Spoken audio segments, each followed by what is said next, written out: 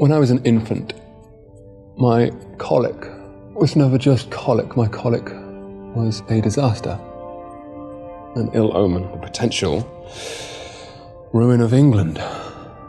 When I was a boy, refusal to eat my peas was the potential ruin of England. An incorrect sum at mathematics, the potential ruin of England. I have lived my entire life in terror of acting incorrectly because every incorrect action threatened the ruin of England. That terror nearly broke me. I found places to hide, my farms, my observatory. My madness. I thought that terror was the price of being royal. Now, I have met a woman who is never terrified, who does as she pleases, breaks rules, courts scandal, commits unthinkable impertinences.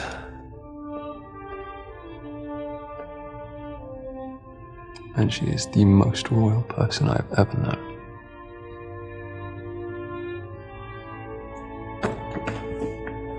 Excuse me, Doctor. I have a party to attend. You are dismissed.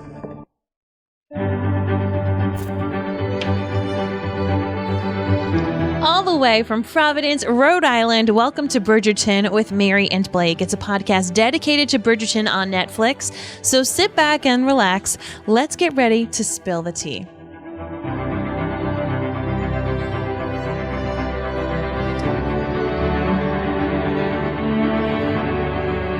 Hi, everybody. Welcome back. My name is Mary Larson. My name is Blake, and I am sold on this kid that plays King George. Oh my gosh, isn't he phenomenal? Sold in it, and you know, of course, it's the sexy thing to say, like, oh, like he does great with these fits that he does, and like, but it was that scene that I was like, okay, I get it.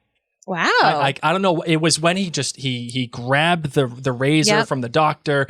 And the way that he spoke with such ease and confidence and believability as he was shaving and like shaving in live time, right?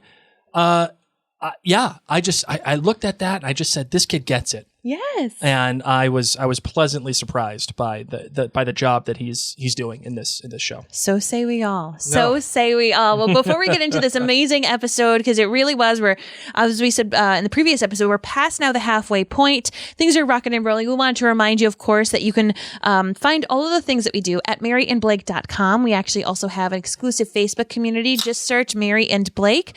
And of course, we want to thank our friends at jointhenerdclan.com for making this possible. If you're not yet a member there, you can join for as little as $2 a month. You make a huge difference in making sure our podcasts keep on coming out. And on that note, let's get into the show.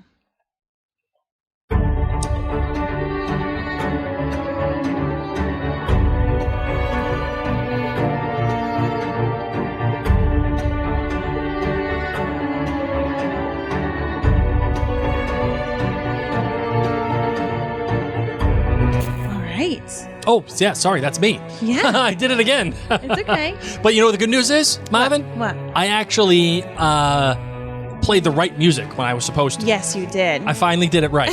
4 episodes in, baby. I did it right. All right, so this episode was entitled Holding the King. Of course, it was actually not written by Shonda Rhimes. It was written by a guy named Nicholas Nardini. Now, you probably don't know that name. No. I did not know that name. I'm glad I'm not alone. No, you're not alone. Nicholas Nardini has written for the Shondaland experience, if you will, for a little bit now. Mm-hmm. He was a story editor on Inventing Anna, and he wrote 3 episodes of the show Scandal. So that is that. The director... once again, was Tom Verica, who has directed every episode of this season so far for Queen Charlotte, and he also directed episodes 102 and 103 and 205 and 206 of Bridgerton. So as we have come to know him here at Mary and Blake Media, he is the Shondaland All-Star. Yes. When Shonda wants something done right, she goes to her boy Tom. Yes. She gives Tom a call up on the cell phone and says, hey, Tommy. Hey, I need you. Got a project. I need you. Got a project that I think that you'd be good fit for.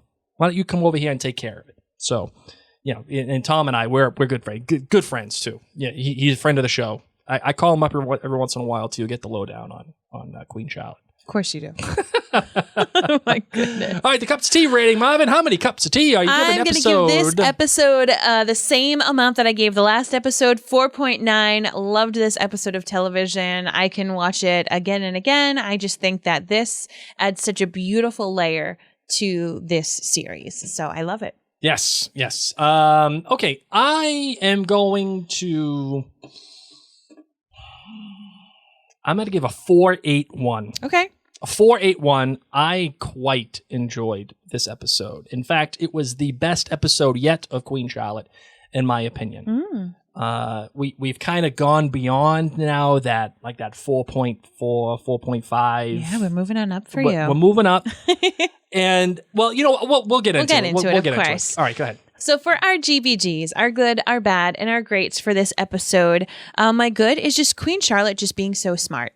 She's so observant about the changes that go inside Buckingham House. Mm-hmm. And for her to feel so bold to, go confront the king when she wants to, go up to the Dowager Princess and to say, hey, someone should have given me a little bit of warning here. I noticed these changes. I just love that is part of her character. She is not someone that she's not a flake. Yeah, she's not. She's on it, and I love that about her. Totally. My bad is that this episode and the reactions that King George has from, it seems like his episodes are brought on by incredibly stressful moments, right? Being told your queen is coming.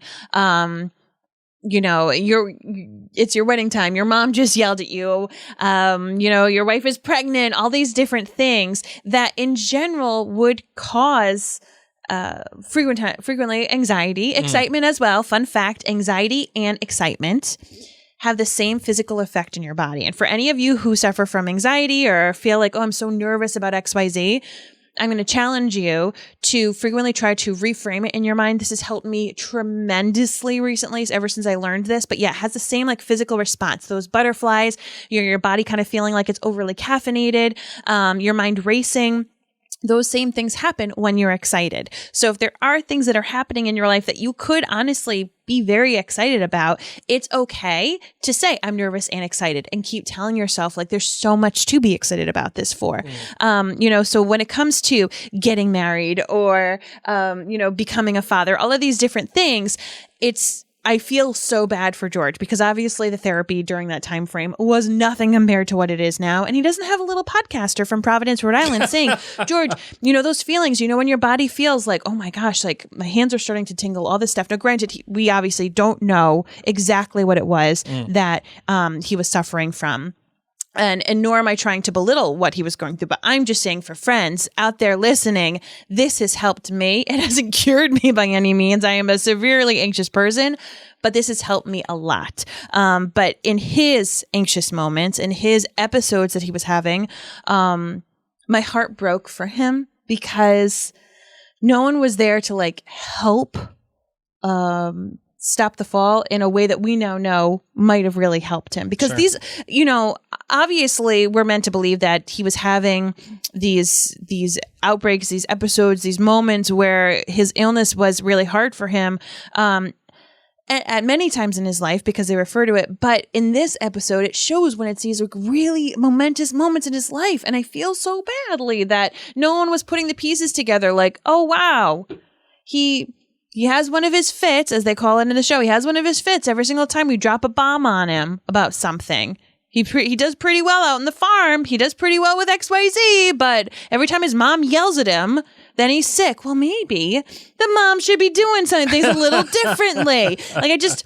My heart breaks for him as someone who myself, as I said, I've, both Blake and I have had mental illness issues. And so, whether you yourself have gone through any kind of mental illness or if you had someone in your life who struggles with it, it's hard. It's hard to watch. So those were my bads. I just felt so bad for him because I couldn't hug him through my TV. Oh. And my great is when he tells her, we are a team. Yeah. Like, you don't need to thank me. We are a team. Oh, I'm done. I love it. Love it. Love it. All right. For me, the good is the doctor, who is played by a guy named, oddly enough, Guy Henry. A guy named Guy. Yeah. So convenient.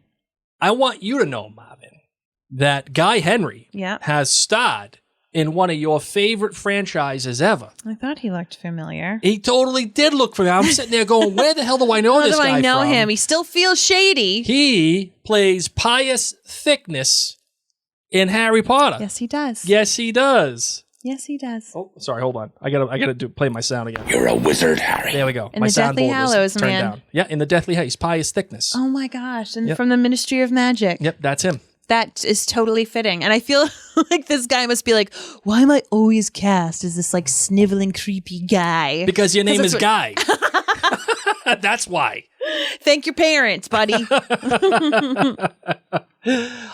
So yeah, I thought that was an interesting little tidbit Agreed. From the Harry Potter franchise. Love it. But I love that answer. Good. Even though there is that cool little tidbit there, that little nugget, I thought that he was fantastic in this episode. Yeah. When he's calling the king boy and he's giving him a whack, and he plays the character with just enough sensitivity where you're like, yeah, this guy's all right. He's all right. And then all of a sudden, I feel like he got that script for auditioning for the role and was like, I got this. I was Pious Thickness. You need me to be like menacingly bad. Yeah. But in I don't know, it kind of reminds me of Ichabod Crane from sure. Yeah, you know what I mean? Yeah, like he's not menacing because of his body. He's not this brute. It's just I don't know. Yeah, I don't know either. I couldn't tell you. I don't know. Either way, it is what it is. So, oh man. So that was my bad. I just. Is that still working? Mm-hmm. Okay. So. Yeah, you got me all messed up. Sorry, here. I was showing you something off screen. I know, you got me all messed up. So Anyway. you're bad. Yes, so that's my bad.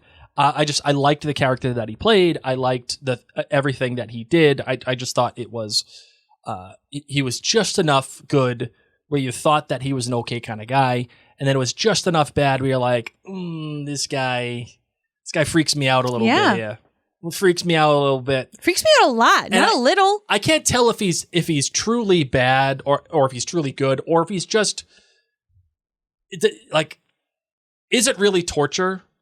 Yeah. Well, I don't know. Well, we'll get into that too. All right, but my great. Do you want to do that? Well, no, but on and on and on and on. Well, no, but again, nope. let's just we'll talk about it. And okay. We'll figure it out. All right. My great though, it has to go to Tom Verica. What Tom Verica did in this episode was really cool. And listen, it's a Mary and Blake Media commandment. I love things that are flashy. All right. I love flashy storytelling. I love flashy camera work. I love flashy lighting. You can call me a little basic. You're basic. In my tastes. Okay. It's probably the J.J. Abrams in me a little bit, where I like the Flash. Okay. Not the superhero, but yeah. Yeah, no. Well, the Flash is okay. He's a little boring. He is. He is a little boring, but I'm looking forward to the new movie. Good for you. You're coming with me for Father's Day. It's going to happen. Oh. Great. I tried to get her to go see the new Spider-Man today. She wouldn't do it. Oh, I said I wanted a podcast. That's instead. true. So I'm it was an equal. glad I made this choice. It was a good choice. Anyway, Thank you. The way that Tom Verica shot this episode was spectacular, and you could probably go hand in hand now with the director of photography for the lighting in this episode. It was bright when the king was with Charlotte. It was dark and damp and dreary when he was alone. But Tom Verica framed it with his camera work with all of these like canted angles where wherever the king was when he was with the doctor or when he was by himself, it's these offset angles. Which looked great to me because I usually watch the show when I'm laying down on the couch and I was like, oh. So it made sense. Meant for Mary. Lay down viewing.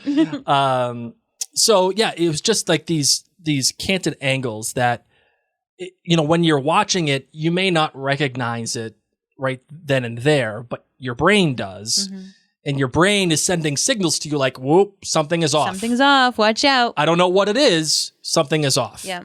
And Verica chose these really intense close-ups of the king, and he made the king envelop the frame whenever he was on screen. Mm-hmm. But then there were points when the king was very, very small on screen.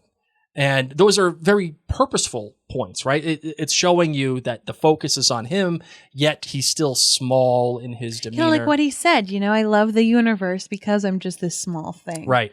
So that is my good, that is my bad, and that is my great. Love it. That is my great. So that is that.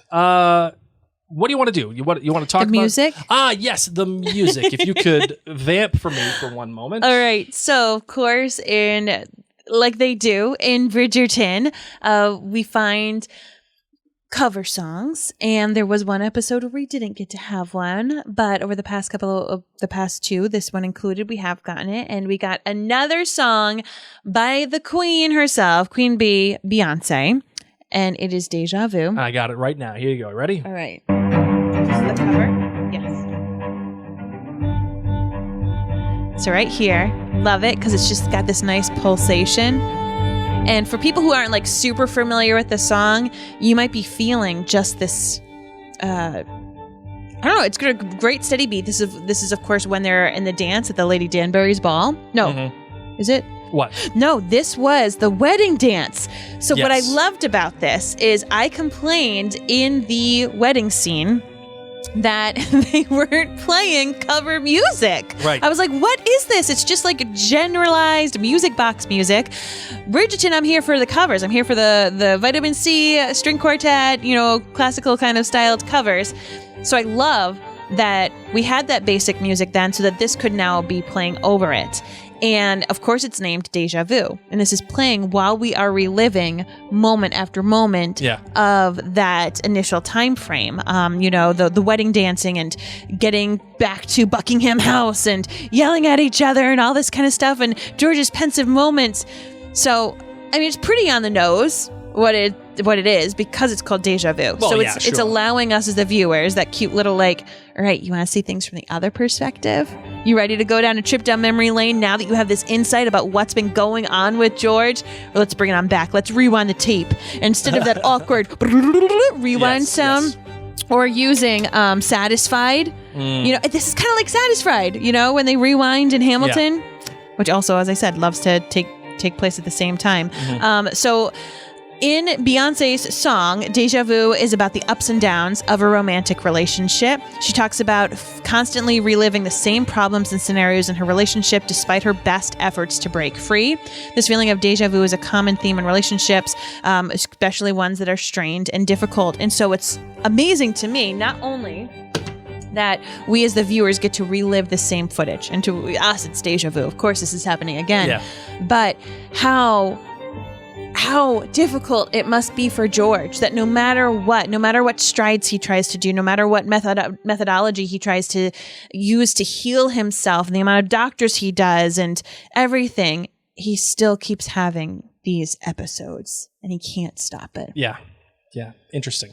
Very interesting. Love it. Good stuff. I've been a big fan of the Queen Bee in this series so far. So has the musical choice person because it's many pieces by her. I would still say that the Alicia Keys song is probably still my phenomenal. favorite. But this is a cool choice, and especially when they start playing this as they're dancing and everything. It's just interesting. I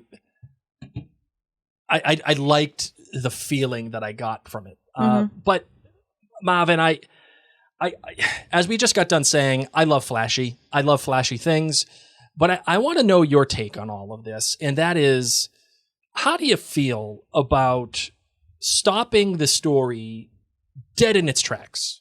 Yep. And I don't want to say killing the momentum, because, by the end of the episode, we get a little bit of forward motion. Okay. But, I mean, it stops it dead in its tracks to retread everything.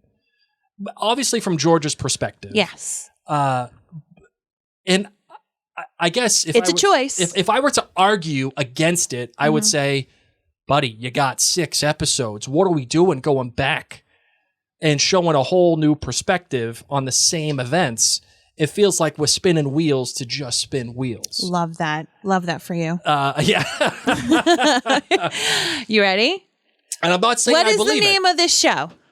It's Queen Charlotte. It's Queen Charlotte. Yes. So up until this point, Queen Charlotte has had no idea about why her husband's treating her this way, why she's living somewhere different, why he's nice to her one moment and then gone and cold another moment. And then at the end of the previous episode, we get this, realization for her, finding him, what's going on with my husband? What is this?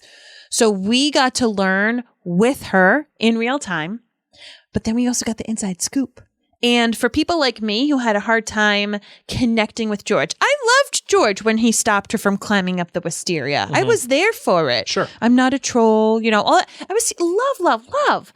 But then when he got all wishy-washy and went back and forth, I did not trust him. I was not a fan of him. I didn't like how he was treating Charlotte. And I was able to disassociate the knowledge that I had of George. So I could just kind of sit there. And I remember asking you, and I might have said this in the first episode, like maybe they're not romantic partners. Maybe she actually has these 15 babies with somebody else, Yes. like is George interested in women? We call that the column choice. Having babies with somebody. Yes. Sorry, that's... Yeah, I need the sound effects. Yes. There you go. So I just, I was able to kind of forget slightly about what I already knew about King George. And so in that forgetting a bit and kind of separating from that, because the show started off, this is fiction. I'm like, all right, I'm just going to live here for it. I was mad at him and I was frustrated. So I love that this episode allowed me to peel back the layers and to really see what's been going on, because it melted my cold heart. Remember when I was watching episode 1 and I was like, I don't like him. Yeah. I said that to you because you were like, oh, what do you think? And I was like, I don't like him. I don't like him, and I'm supposed to love him, and I'm supposed to love this romantic story. And I personally greatly liked when this episode came, because instead, even while I didn't like him, I was still like Team Charlotte. I was watching the episodes, loved it, loved the flashbacks and everything. So I still loved the show. But I, too, struggled with getting attached to this man, just like Charlotte did. Yeah, sure. So here's the thing with that. I would say I was bought in from last episode, right? I was bought in to the premise. I was bought into what was happening. The Venus thing just blew my doors off. And I don't know why. I think, well, I mean, I have a feeling I know why. And I always kind of liken it back to, well, you know what? I will reference another show. Okay. And that is The Leftovers. When Kevin, at the end of The Leftovers, reads the unfinished love poem. Yes. And he always talks about how the guy was afraid to let his wife see him cry and to let her know that he was afraid and everything. And that still brings me to tears every time I watch it. And that's what it reminded me of when I was watching the Venus scene. And the Leftovers scene happened at a very critical moment in our marriage. And it has stayed with me. And there are certain things that come back, and there are certain things that make me feel that way, but in a good way, right? And in this particular case, it reminded me of how vulnerable love is and how vulnerable people are and what love can do and how you rely on the person that is in your life to guide you through emotional trauma and physical trauma and support, and all of the things. And I feel like I've had my Venus moment, right, with you, and I feel like I've had those times with you where my whole world is like banana land, and you're like, all right, Blake, come on, we'll take care of you, Yeah. And I think that's why I felt so strongly about it, because I've been there, and I felt alone and just wild. Anyway, we're not talking about that episode. What I'm saying is I was bought in for that moment. And no matter what the king did, even if the actions were not redefined by this episode, I would still be bought in on the king. Yes. Because you could argue that he's just not functioning. Like his mind is not functioning on the right level. Yes. Right? So there would be moments of carelessness, and there would be moments of being aloof, right? And then there are moments of love and tenderness, right? Just because he's on friggin' Mars, right? But having this new context certainly helps.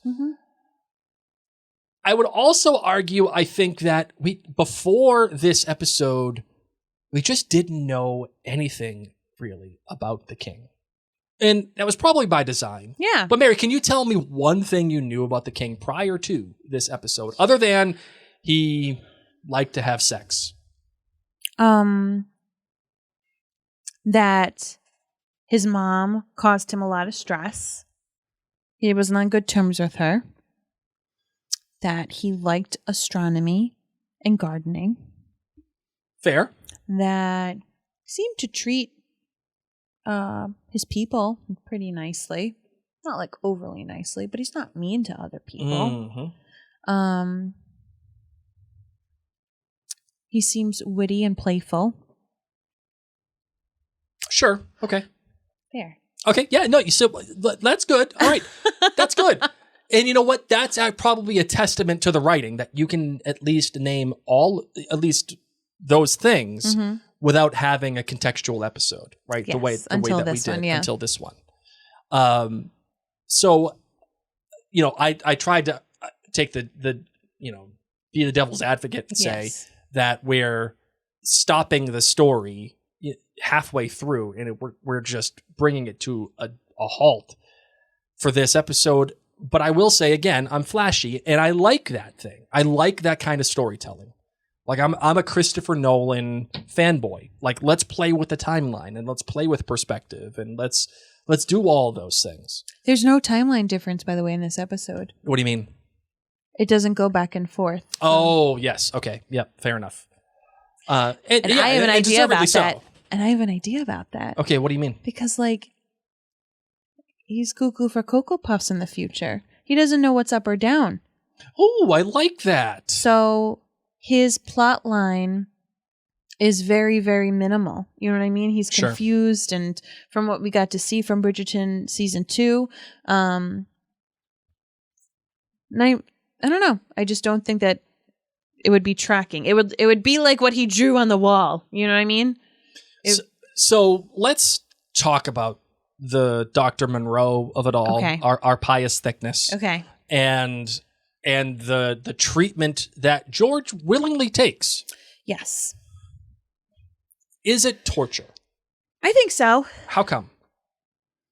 It's a lot of I mean, can people like torture?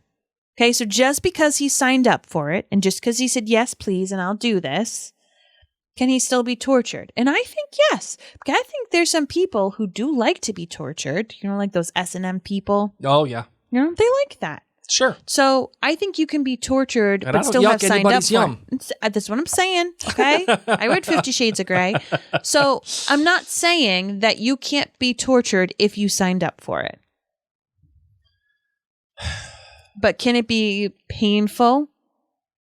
Can it create emotional, mental issues in and of itself? Yes. Would I want to do this? No. No, thank you. And I think, when George says stop, they do stop. Right, yeah. So, like, what is torture? Is torture just like really hurting somebody, or is torture truly like doing it when they say no? Yeah. I think that's a great question, because implicit in torture is that it is unwanted and unasked for. Yeah. Right.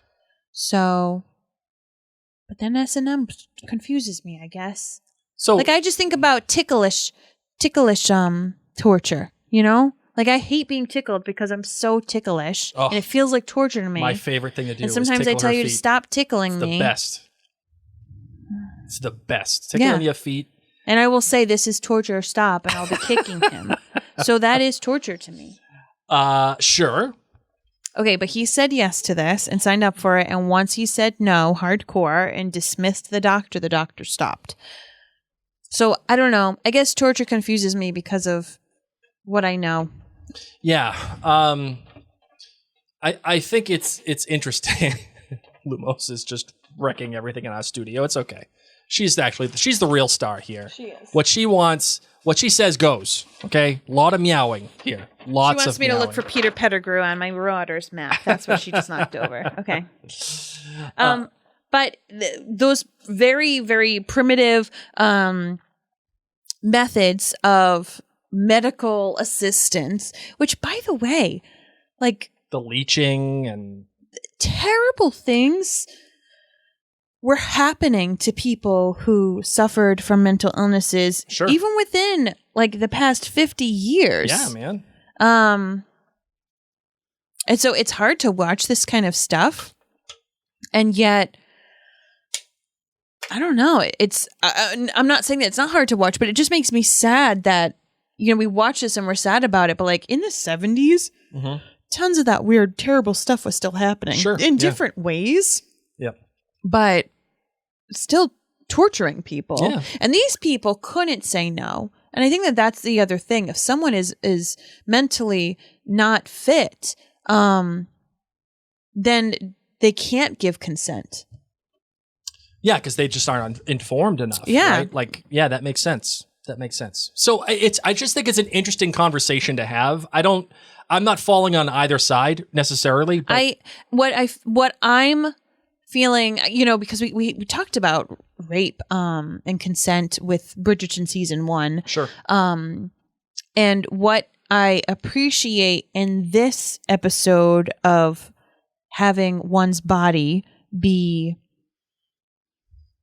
used in these different ways, not sexually, but like hurt in different ways, is that George had asked for it and continued to. And once he said stop, it did stop. Mm-hmm. And so, yes, I do hate this doctor. And I think that his methodology was disgusting and terrible, and he seemed to take pleasure out of it. But I will say that he did stop. Sure. And then he abided by the orders. Yes. And then George goes back for it. Yeah. And I think we get into some great writing tools here where it's, George takes the initiative for his own treatment. And after, a pretty convincing situation from Dr. Monro, when he's just like, listen, we just need to talk to George. Just need to talk to him. Oh my God. I was so excited when that happened. And he was able to really help him focus. Yeah, you're the king. You have armies to command. And all of a sudden George is there. I'm like, yes. Yeah. And again, a little bit of flashy filmmaking. What we're getting is I feel like the Michael Phelps talk therapy commercial was playing in the background. What is the one that he speaks for? I can't remember now. Whatever it is. Yeah. I'm like, yes, talk therapy. A little bit of flashy filmmaking here too, when we are in George's perspective and Dr. Monro is trying to say to him, you command armies, and it's coming from George's eyes, and it's all like out of focus and like movement and everything. But there's some writing tools here that happen. George is in his state. He goes to get this treatment. And just when he thinks that he is free and he's okay to do the things that he needs to do, the pregnancy talk, either or not on purpose from Dr. Monro. I'm not quite sure, and I want to have that conversation. Okay. That's what sets him back. Yep. And puts him back in the same exact position at the end of our episode, which is putting him back in stasis, right? And when you're in stasis and out of stasis, that is what you're trying to accomplish as a writer or as a director, right? If your characters are staying still and everything is wee yay, like then you're not watching. What you're watching is just kind of crap. You have to see that change. You have to see that movement. So I like that the show has done this. It's put him back into the hands of Dr. Monro, which leads me to my next question, Mary. Okay. Did Dr. Monro tell George about the pregnancy on purpose, knowing that it would, I don't want to say send him astray, but knowing that it's going to have an cause effect. him ill.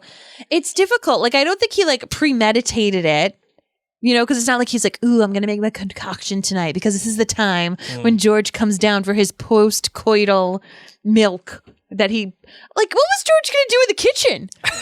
I don't know. I loved it how he's just going to go make a sandwich, have a little Sammy. Anthony doesn't even know how to warm milk, okay? And yet the King of England, he can go down and make a sandwich. He could probably make a really good club sandwich.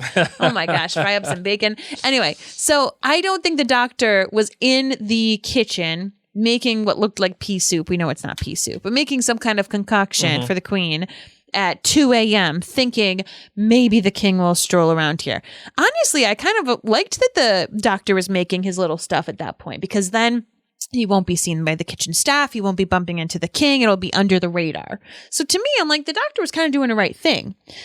Now, in that split second, though, when he does see the king and the king's like, oh, what's up, man? Just partied, just had sex. Life is great. Me and my wife are amazing. Life is just the best since I left you. It's difficult for me to say because the king asks him, what the hell are you doing here? I fired you. You're not even supposed to be here. And then the doctor has to say, the Queen asked me to stay because no one else can top the king. When the king fires you, that's it. You're gone. Reynolds can't say, please stay to give me my hair gel. You got your pink slip. You're gone. You're done. Unless it's the Queen, By the way, Reynolds does not use hair gel. Mousse. Okay. Get it straight. So, because the doctor whips that up. Tresemme only. Okay. Tresemme only for Reynolds. There's no, that's the end. So to me, he had to say, yes, the Queen hired me to make her some stuff. And he could have either said, the Queen hired me to make some stuff, but I think that you should probably have this conversation with her first. But it's the king. So I think he had to say that. I think he had to. Now, did he get pleasure out of it? Did he think oh my God? Did he go back to his room? Or when the king went upstairs, was he stirring his pot being like, oh, what's going to happen? But also from the medical sense, you know what I mean? Sure. Oh, I notice every time he has a big event or something catches him off guard, he has an episode ooh, I didn't even mean to do that, but this is science, So I think that he definitely got excited out of it, that he got something out of it. But do I think that he said that with malintent? No, I honestly think he had to tell him the Queen hired me. And then when he would have said, well, why did the Queen hire you? It's the king. You want to be beheaded and say, I don't know, go ask her? You going to lie to the king? You going to tell him you should probably ask her? No, you do what the king says. Sure. You say, because she's pregnant. Congratulations. And will there be an after effect, a domino effect? Probably. But what was my other option? Death? Right, yeah. This guy's mad that I'm in his kitchen at 2 a.m. We're going to have to figure this out. Yeah. He went back to his cronies and was like, guys, this is either going to be really good or really bad. Because he knows that easily George can go up and say, Charlotte, honey, I know you really want that piece soup all over your belly. I don't know what you were going to do with it. Drink it, eat it, put it somewhere. I don't even know, okay? But let's get you a different doc. Right? He could have easily done that. And now Doc's out of a job. But not dead. At least not dead. Okay? And this is why the character works for me, I think.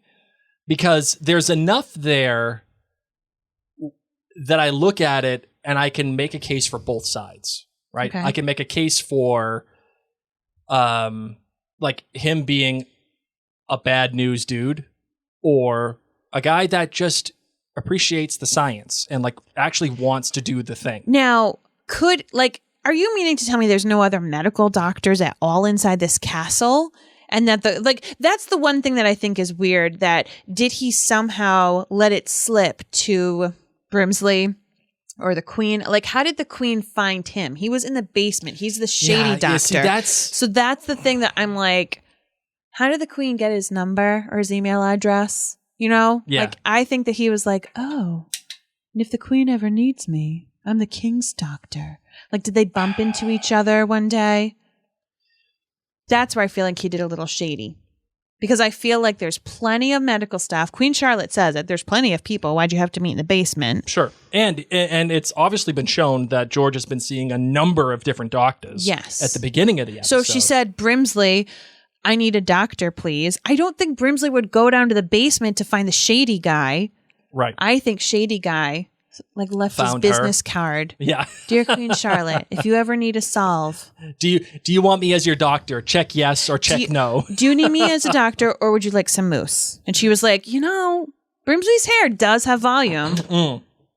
Maybe she. I kind of need that recipe. What it is. She first went to him for hair stuff. Oh, to Reynolds, not Brimsley.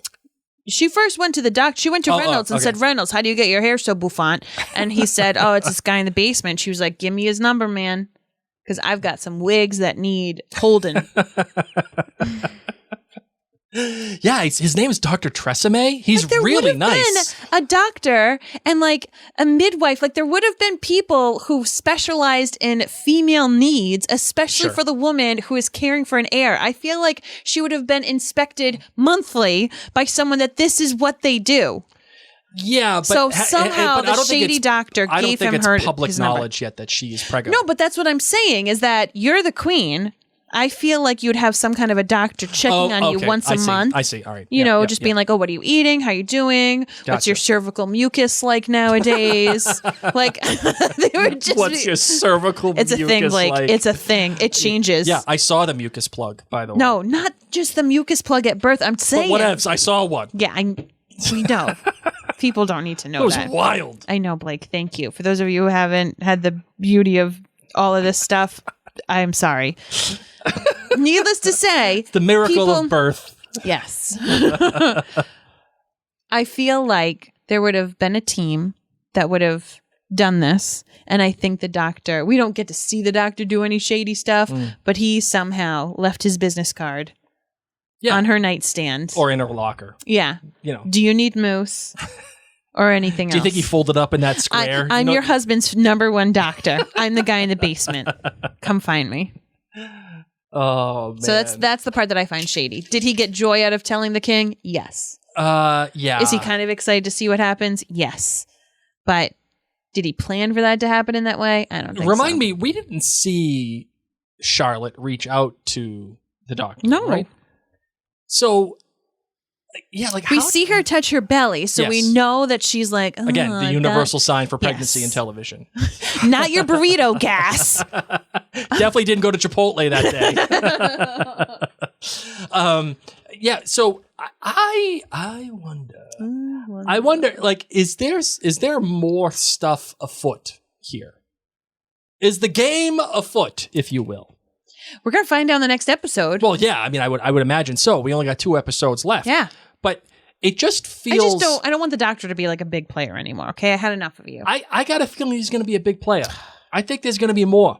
And I think that George is going to start subjecting himself to even more torturous things. Okay. Because what I really loved about this episode too was that all he wanted to do was just be near Charlotte. Yes. And like when she made him better. right, and when he steals the dog, it wasn't an FU like she thought it was. Yes. It was actually really truly a sign of love, and we're going to be out of our cage together, and the whole thing, like. And then she called it a deformed bunny, and he loved that. Right, like he thought that was great. I love stuff like this. Like this kind, like again, I understand why. And I understand how some people don't like this episode. I get it. Because, again, we're stopping everything dead in its tracks just to go over the same crap again. Deja vu. But I think, again, you have to buy into the relationship between the two of them. If you buy into the relationship between the two of them, you're going to buy this episode. If you don't buy it, then you won't buy the episode. Yes. Because a natural, again, implicit. If you don't buy it. Yeah, implicit in the buying it is that you care about the characters. Yes. Right? Because you don't care about a relationship unless you care hello, about the we're characters. watching Bridgerton shows. We care. We care deeply.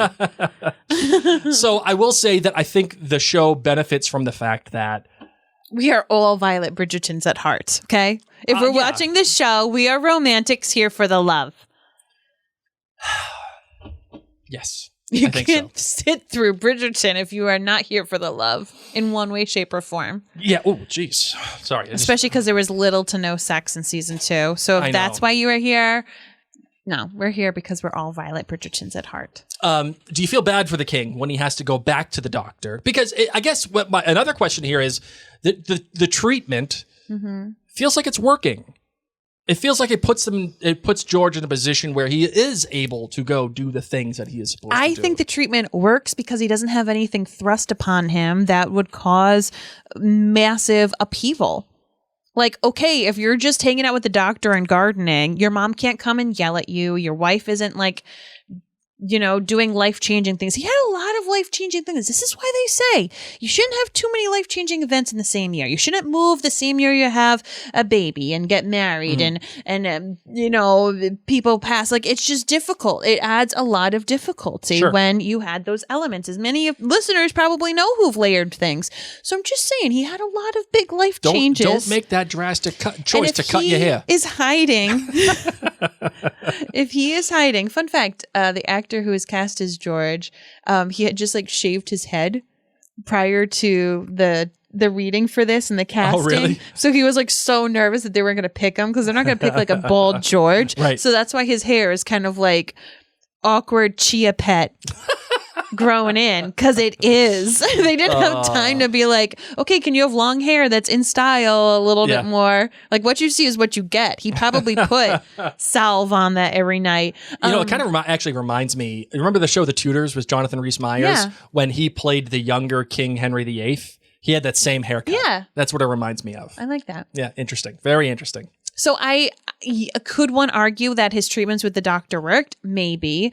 But I think or at least was working. Yeah. Or was he going to be fine anyway? He could have just been gardening that whole time. Maybe the fresh air was doing him good and going out and gardening and using his physical exertion. And then when he started to hang out with Charlotte and things were going really well, it wasn't stressful. He was full of love. He was feeling all these good things. And it wasn't until these game-changing events happened for him that he would blow up. So I honestly don't know if the treatment was working. He might just need a slubber piece of life, and I wish that he could have just been a farmer.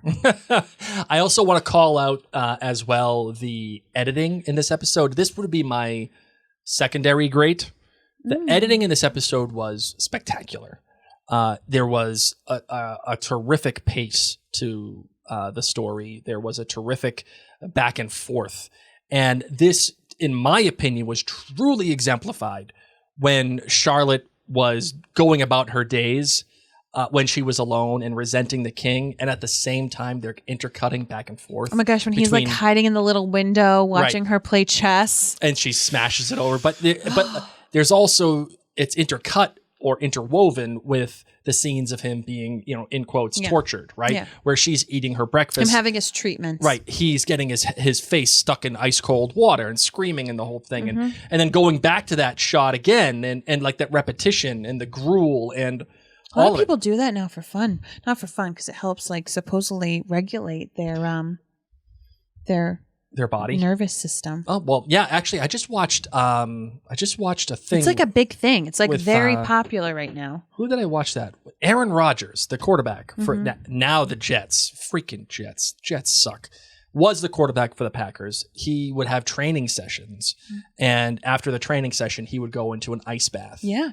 And he actually got that, to my knowledge, from his ex-girlfriend Danica Patrick, who was the who was the F1 racer. Okay. And she was like the first Formula F1 racer Cool. or something, which was really cool. I know like a few people who do this now. They like take ice baths in their backyard. It's wild. No thanks. I'm more just like turned the shower down to medium cold at the end of my shower because I'm telling myself that I'm getting the same effects, that this will help my anxiety. This will help me just a little bit. I'm like Will Ferrell and Elf when I do it, where I'm standing and I'm just spraying myself just a little bit. Go away, anxiety. Well, I remember when I had my serious panic attacks when things were not well. I remember my therapist saying, "Go get in a cold shower." Yes, or go. It works. It shocks your body, man. I will say that, and it helps. It absolutely helps. Yeah. I don't know if it was the same thing for George at that moment, but it certainly helped. Maybe they should have put his whole body in and kept his head out. That's how all the people do it. That's true. I don't know. Yeah, just it's an interesting thing. But the leeches. Yeah, no. And the different treatments that the Dowager Princess talks about with the other doctors. I mean, they did some really wild, terrifying stuff. Yeah. All right, well, let's talk about the Dowager Princess. Okay. Are you buying her? Are you buying her choices and what she has done to George and how she's acting with George about all of this? Am I buying it? What does that mean? Well, are you buying it? Like, do you believe her that she loves George and she's trying to do the right thing and she is desperate and she is like, so you're buying it? I am. Okay. I think that any parent who has had a child who has gone through lifelong serious illnesses, or maybe not lifelong, but for a long period of time, especially when they're hit with frustration and things that aren't working, they have intense stress upon them. That they will want to try lots of different things.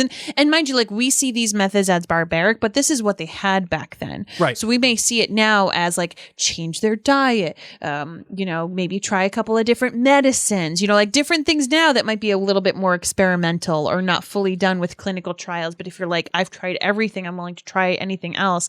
And I think that those kind of parents, their patience is really thin, that they don't get a lot of sleep. Their self-care oftentimes takes a big hit. My older sister has severe disabilities, and like it completely changed the trajectory of my parents' lives. Sure, yeah. And caring for someone who full time needed assistance, and then on top of that, he's the king. Yeah. So it's not like you can be in the farm countryside working on these things. Okay, George is having a bad day. What we have found is that if he's outside and we stay calm, it works for him. No, he's got all these pressures of the kingdom on top of him. Sure. So he doesn't get a timeout. And for the time being, it's Princess Augusta, who we haven't seen her king, so he's dead. Mm-hmm. Obviously, so she's doing this all alone. She doesn't have a husband. Yeah, I like how she commanded the room when she could see that he was starting. Withdraw. Yeah, and she's like, and you can understand how some people know something is up, but don't know what it is. Yeah. Like that scene right there explains that. Yeah. So earlier in the season when Charlotte is saying, what about the king? Like, who is this guy? Like, what's his deal? There's you can at least get into the idea, or you can at least accept the idea that they're not necessarily being cagey for the sake of being cagey. They're being cagey because ultimately they just don't necessarily know. And that doesn't mean they're not withholding the information. They're not withholding the fact that there's some questionable stuff happening, but there is at least some, let's put it, how do I want to say this? Plausible deniability. We'll put it that way. Yeah. And for those of you who are watching right now, Mary has stepped out of the studio, so you're stuck with me for right now. And then for those of you who are listening later on in the future, well, you know what? You didn't know a thing. You're just like, wow, Blake's talking a lot. Why is he talking so much? So yeah, I think one of the things that I really like too about all of this, about the ending of the episode, is that Charlotte is an interesting character, as in a way that she is, as George has noted, she is in fact fearless, right? She does what she wants to do. She talks to who she wants to talk to. She makes the choices that she does, and that seems to be somewhat of a salve for George. And I think that there's this, collision of what is right for George. Is it the relationship that he shares with Charlotte, or is it, or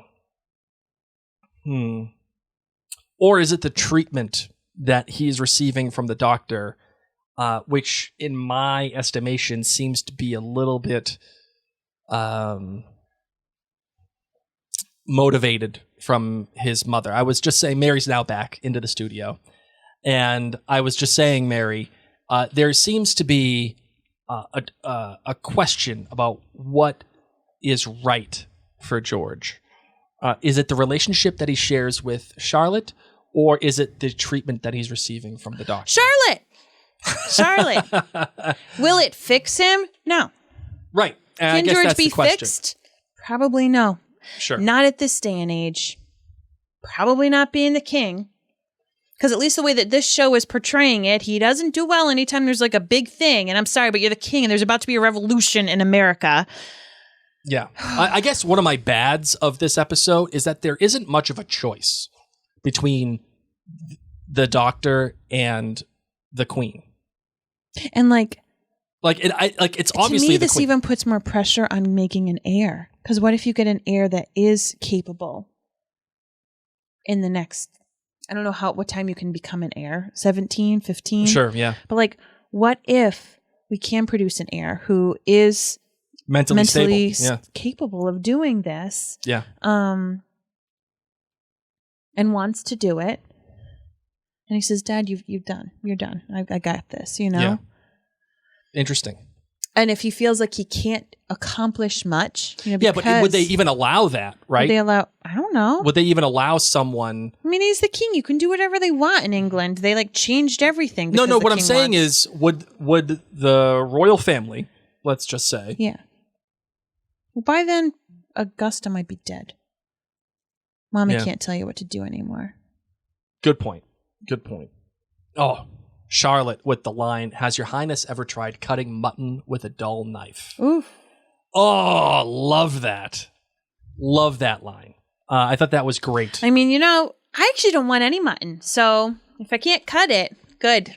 Is Princess Augusta making the right choice by allowing Charlotte to discover as she says, the rough edges of the king's nature in due time? Or should she have had that conversation with Charlotte? She's not close to Charlotte. She doesn't care. She doesn't even know if they would hang out. She probably knew they were going to have a different house. She probably gave her son that idea. Oh, why don't you just give her own palace? Girls love palaces. She'd love that. She'll have all these servants. We'll give her new clothes every day. She can change 3 times a day. Oh, isn't it amazing? Is it a little lazy to write in the way that they did? That, George doesn't want to be around Queen Charlotte because he doesn't feel like he's, in quotes, normal enough for her. What do you mean? When did he write? I don't understand. Well, he was always saying, I can't subject her to me. I'm dangerous and I'm not normal. And so he chooses to stay away from her. Well, I don't think he recollects everything that happens during his fits. And I don't know if he's ever hurt himself or hurt others. Mm-hmm. By them removing anything that could be a weapon leads me to believe that maybe he has done some damage in the past. That makes sense, right? Because why would he say that? Yeah, maybe otherwise he is so upset and he accidentally whacks somebody or, yeah. Yeah, okay, fair. Maybe not getting a knife to somebody, but accidentally. Yeah, so I think that maybe he has accidentally hurt someone and he learned about it. He said, "Oh man, I don't want that to happen to her," or just to scare her. Scaring is hurt enough as it is. Is it also wildly coincidental that he just happens to walk in or walk near the door where they're having the conversation at the end of the episode? I think he's looking for her. Right? No, he's always walking because he's at the castle. Yeah. And of course it's meant to mirror the same thing that happened, yes. with Charlotte overhearing. With Charlotte with with the king and Princess Augusta. It's meant to mirror that, right? Charlotte chooses to do what she chooses to do, right? And then George now chooses to do what he chooses to do, all in the name of, I would imagine, love, so that he won't have those, fits anymore, right? So, you got anything else that you want to talk about in this episode, my darling? I don't. I'm excited for the next one. Yeah. I feel like this is the one and done of the George-centric things. I would agree. We've got a lot of other things to be catching up on. I would agree. There's a lot But more now that to we do have here. this insight, and part of me thinks too, like maybe we're supposed to take in this, that maybe he talks with Charlotte about some of it. Maybe he opens up and tells her what we've now seen. Yeah, he's going to have to. I do these treatments, or, these things happen to me. So, I don't know. I just think that it's to help catch us up. All right, you ready to close it out? I am. Let's do it.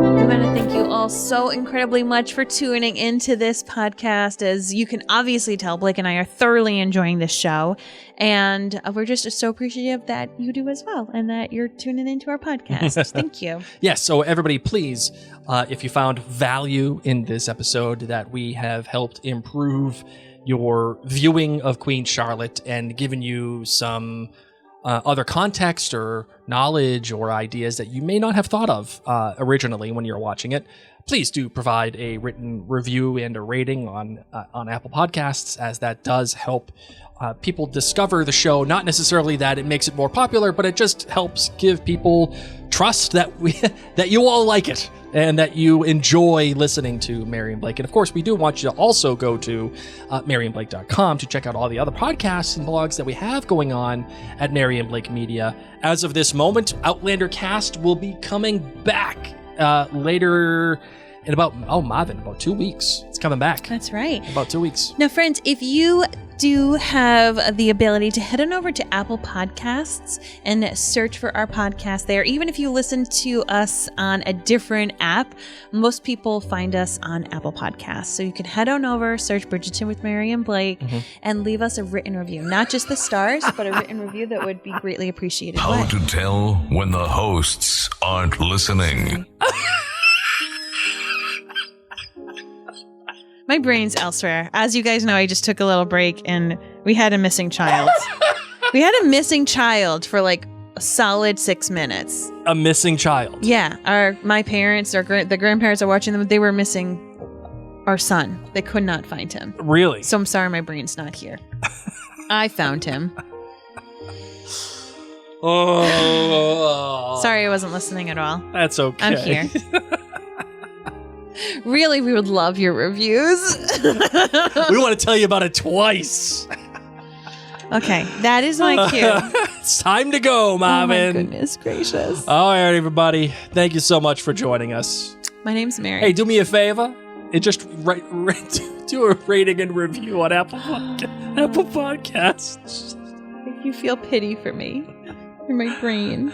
My name's just Blake. I'm Mary. Go out there and brew some tea. Don't lose your kid. I didn't lose him. The grandparents did. He's fine. He's 10. He was upstairs, hiding. He's fine. He's fine. Oh my God. Maybe he was given a written review and a rating for his own podcast. Our dog was attacking Grammy. It was so bad. It was messy. Okay, I'm okay. I'm shaking up. I'm shaking. I need an ice bath. All right, friends. On that note, all right. go brew some tea. Bye, everybody.